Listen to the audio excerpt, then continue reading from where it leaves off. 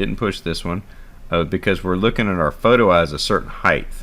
So all the small boxes should pass through, and all the big boxes should go to the next conveyor. So this is going to be like the height of the photo eye. If we wanted to, we can actually redesign this and lower that photo eye down, and it would get every single one of these. So keep that in mind. It's all dependent upon like how this stuff is actually processed, right? How this stuff was intended to run, and that's really kind of like you get an understanding about how it should be running, right? So let's let this run for just a second so you can see the code running. Show that just right up here. So okay, so let's actually do a fair check, and let's hit the stop button. Let's hit the stop button, make sure everything stops. Let's hit the start button, let's hit the e-stop. Okay, we got the e-stop. Let's hit the start button, make sure everything still works. Okay, now let's do the same thing right before a box over here comes in. Let's actually stop it, and let's start it, making sure just everything works like it should. Okay, as it does, it comes.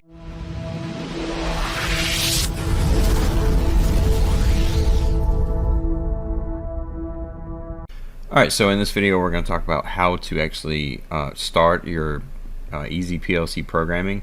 So this is the EasyPLC Machine Simulator, right? So if we go to Machines, and let's just say we want to use one of the templates that are pre-done for us, and we don't want to build our own. We can go to Editor and build our own if we want to, but let's just say we want to use one of the pre-built machines, right? We have a list of pre-built machines we can actually program and actually use and do what we want with, right?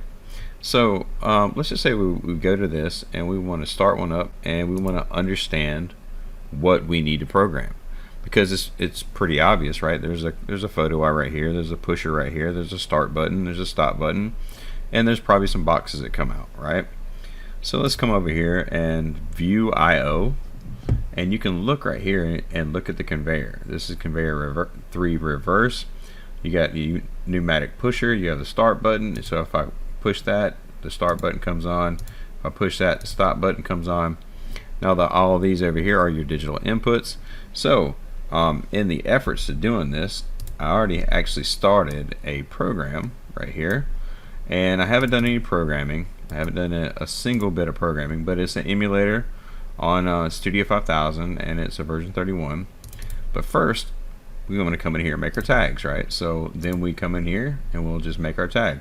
This is conveyor 3, right? So conveyor 3, and then we'll say reverse, because that's what it's calling for, and then we'll make that a boolean, right? So these are just digital ins and digital outs, right? So the next one is the pneumatic pusher. So we can just say, and we can just say pusher. We don't have to say the exact same thing, right? We can just say pusher, but the key here is to know what you're doing, right? And that's pusher. So we'll call this pusher advance.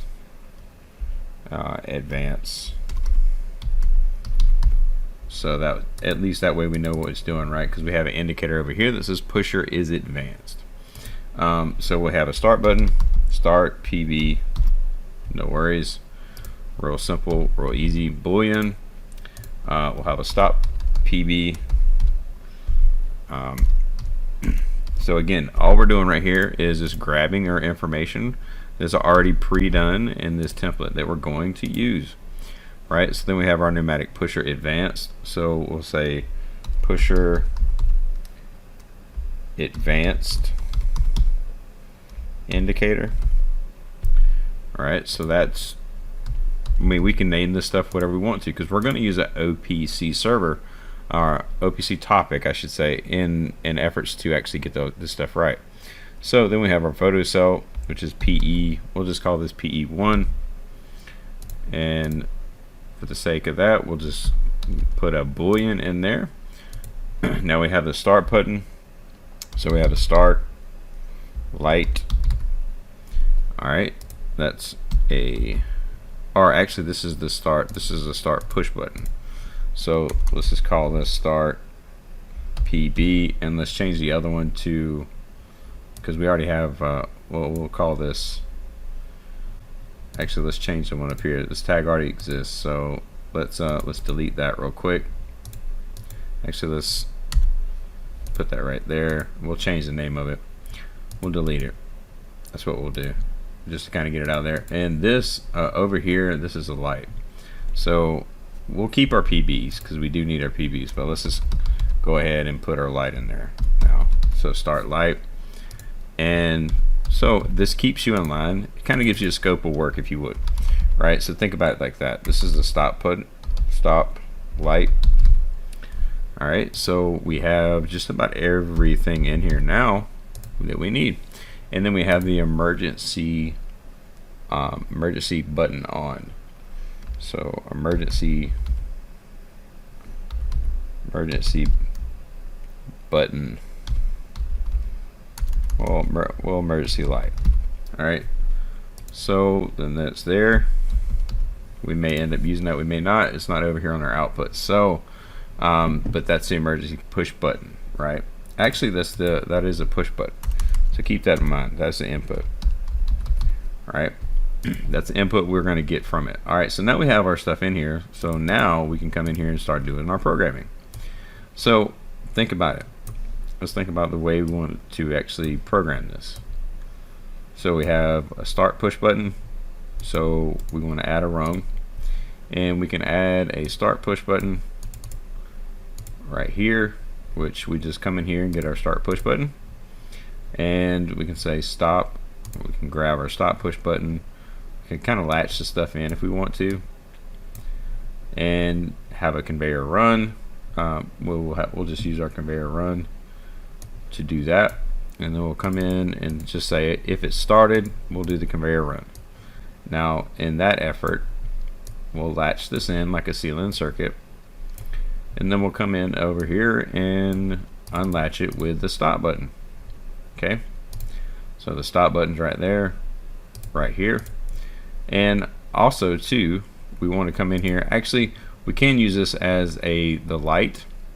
So let's do that. I think that's even a better plan, just because of the simple fact of, well, you can populate it like that, right? So let's go ahead and do our light like this.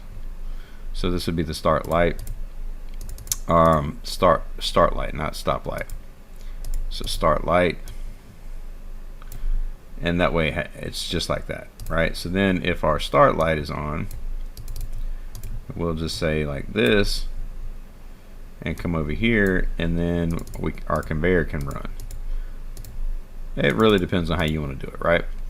But obviously, or actually, I kind of like it the way that we had it, right? I kind of like it with the conveyor running, and then what we'll do is down here we'll come in and put the start PB controlling a light, and then we'll put in a branch, and we'll just have them starting and stopping. You know, if we push the start button, then it comes on. Okay, that's pretty simple.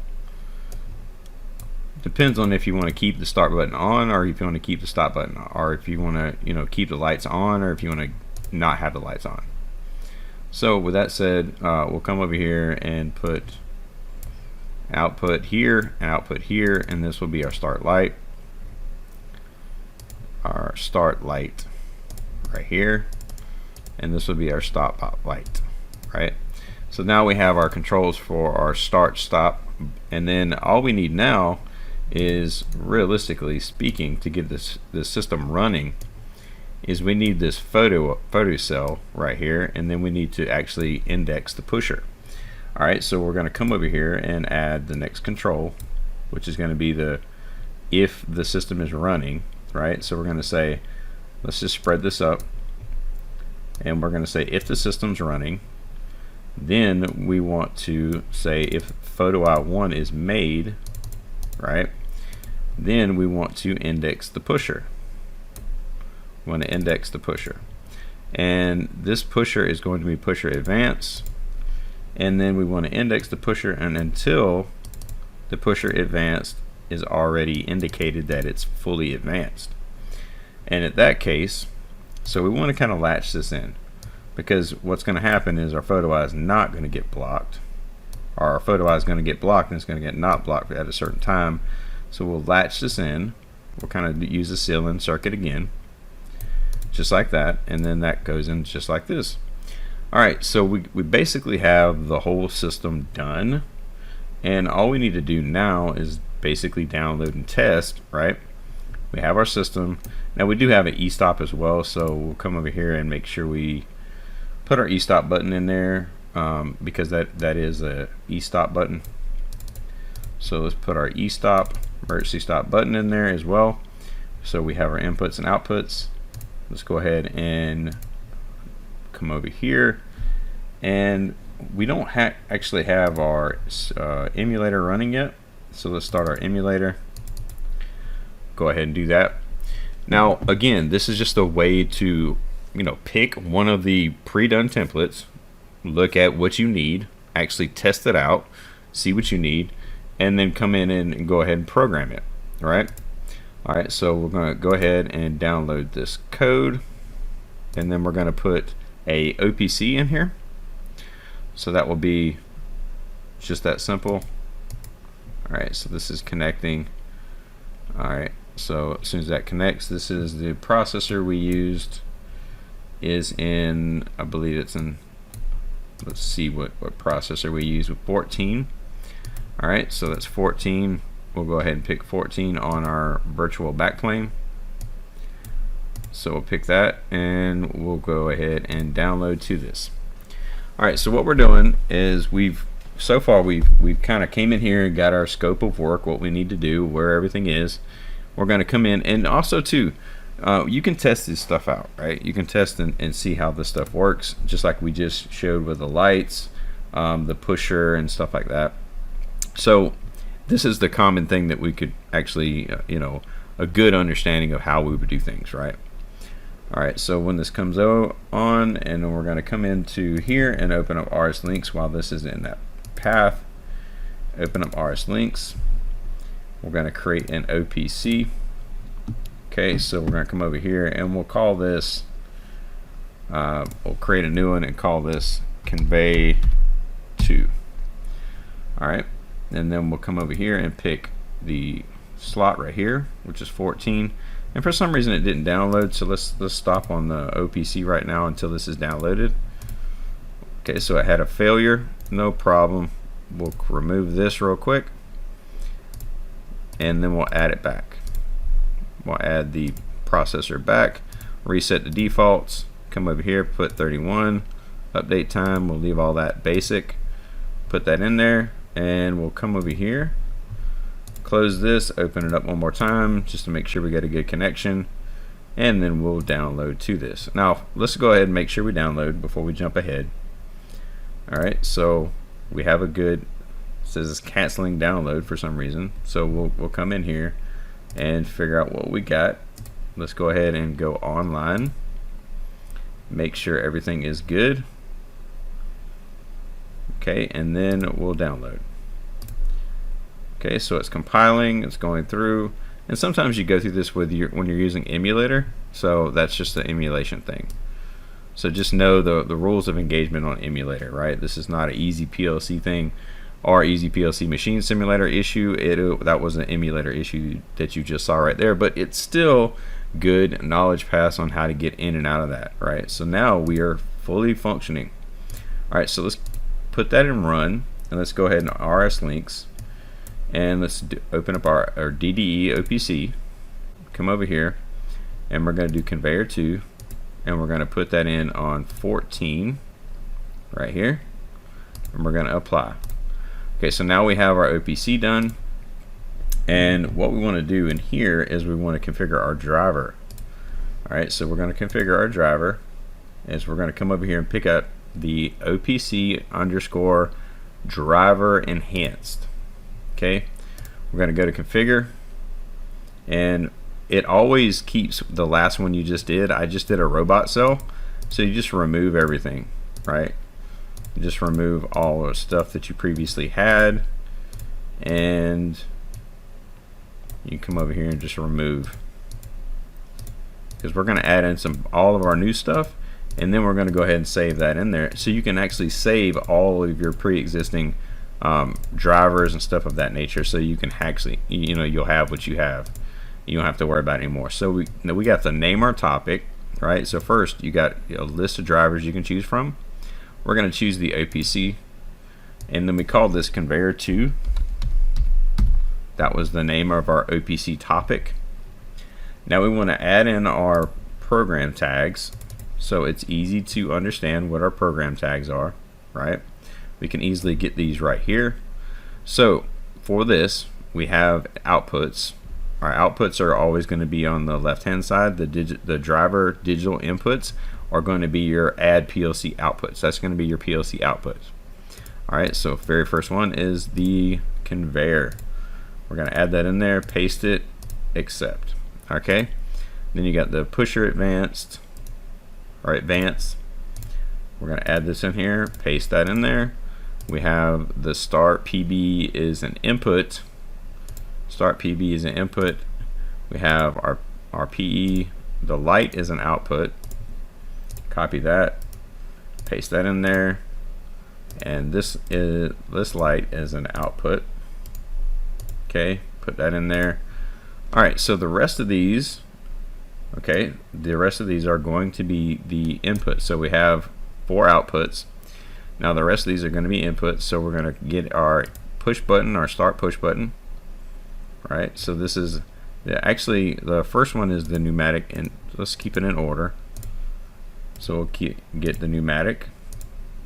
That's the pneumatic indicator. The photo cell is the second one. We'll call PE2 or PE1. Alright, so the next one is push button. And it's best to keep these in order. I feel like, I mean, it's really up to you. I'm just, sometimes when you get programming, you get doing a little bit of OCD kicks in, and you want to keep things the proper way. Alright, so the last one is our e-stop button. And we'll pick our e-stop button, put that in there. And then for the final thing we're going to do here is going to accept it. Okay, so now accepting it, we're going to lower our program down. We're going to put our indicator in here. We're just going to put these in here before we start everything. We're just going to drag and drop these in here. So the start push button, the stop push button, the emergency stop, just like that. The conveyor, the advance for the pusher, the start light, and the stop light. Now at the final stage of all this, all we have to do is click the exit and then start driver. Alright, so as soon as it says the driver is connected, we're going to come in here and double check this. We're going to open up our DDE OPC. We're going to make sure our driver is connected, which it is. It has a lock symbol. That means we do have good communication. It's already done, so we're good there. Now let's actually go into our program and pull up our program and see if we can actually, let's get that back right back where it was. See if we can't get this in a little bit of spot where actually we'll shrink this down. That's what we'll do. Shrink this down and get it over here. Alright, so for the sake of what we're doing, let's just see how this runs. We're going to hit the start button. Okay, now this comes in, and this is going to have boxes come out, and then it's going to push the box onto the next conveyor. Alright, so as long as this, we'll actually watch, see what it does. So we'll get the photo eye here, and then this should pop. Okay, well, it didn't come on, so let's see. It pushed that one. So let's see what we did wrong here. It didn't push this one because we're looking at our photo eye as a certain height. So all the small boxes should pass through, and all the big boxes should go to the next conveyor. So this is going to be like the height of the photo eye. If we wanted to, we can actually redesign this and lower that photo eye down, and it would get every single one of these. So keep that in mind. It's all dependent upon like how this stuff is actually processed, right? How this stuff was intended to run, and that's really kind of like you get an understanding about how it should be running, right? So let's let this run for just a second so you can see the code running. Show that just right up here. So okay, so let's actually do a fair check, and let's hit the stop button. let's hit the stop button, make sure everything stops. Let's hit the start button, let's hit the e-stop. Okay, we got the e-stop. Let's hit the start button, make sure everything still works. Okay, now let's do the same thing right before a box over here comes in. Let's actually stop it and let's start it, making sure just everything works like it should. Okay, as it does, it comes in here and you can see it actually working. Let's pull up our code. So everything we got is actually fully working off of a Studio 5000 PLC, which is a version 31, and this is running the emulator. We showed you exactly how to set the emulator up, and we showed you how to get the scope of work. Right, so basically the scope of work of how things should be properly done and how things should be working. So again, and when you get done with this, all you got to do is hit stop, and basically you can restart the machine right here, and then it comes back into a restart state.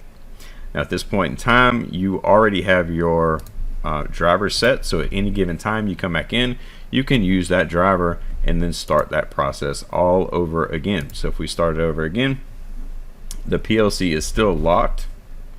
At this point it's still locked, so it's still in run. So if we come over here, we can start everything up and everything start. Right, so in order to currently, you can go in and reload other things and stuff of that nature, but I wanted to show you exactly how to get the scope of work, exactly how to figure out what you need to do. And it's more like a challenge, right? It's more like, okay, let's figure out how this process works, and then let's go ahead and program it and make sure it works accordingly. So if you think about this, this is like boxes going through into like a sorting line, or boxes going through into like a, let's just say something like Amazon or for that nature. Obviously it would be a little bit different with maybe not a pusher, maybe a servo control or something like that, but this does give you a prime example of how to use EasyPLC's machine emulator, and it's a very, very cool and really good tool to use. Again, you have a lot of things to actually choose from out of the pre-done templates, right? So a lot of these machines you can just come in here and do. So now we have our program. We have our program right here. We can save this program, right? Save our program that we know we have done.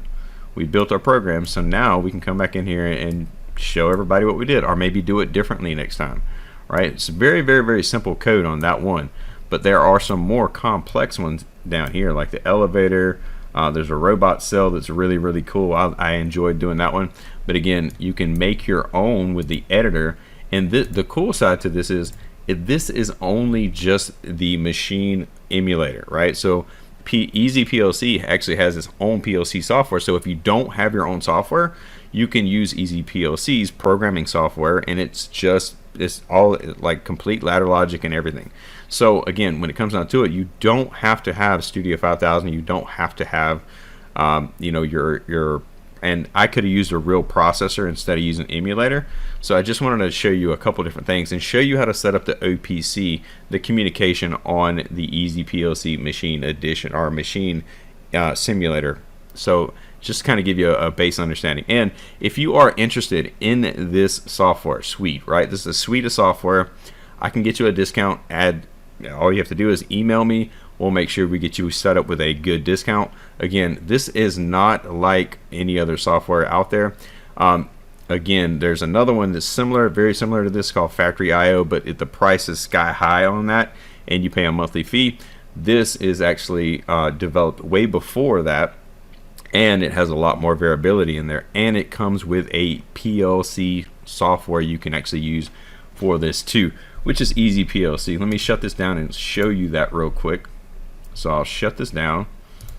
Okay, and if you were to come over here, this is the I'll crank up the EasyPLC software, and you can actually come in here and show this, right? So you can actually show the EasyPLC software. It's starting up right now. This is the actual code editing that you can do. So if we were to come in here, we can actually load in a program. We can open a file and open up one of these files. Like this, a lot of these are pre-done for you. So let's just open one up just to show you how this code is. Okay, so this is just like regular ladder logic code. So if you don't have any software at all, you can still use EasyPLC's software and learn PLC coding, right? So again, if you're interested in the software, just my email will be below. Just email me. We'll make sure you get a discount, and you can have this software. It's a one-time fee. Again, they have a dongle process where you can move it from computer to computer, or you can have a one-time license on your computer at home, wherever you're at, right? You can have it on a laptop. I run this on a laptop, and I run this on a desktop. So I run the actual dongle, and I can go from one to another as long as I have my actual, basically it's a USB that you plug in to get your license. Really a great tool. So I just wanted to show that. Hopefully that was helpful. And again, if you're interested in that, just shoot me an email, and we'll make sure we get you set up. Other than that, we'll see you guys on the next one.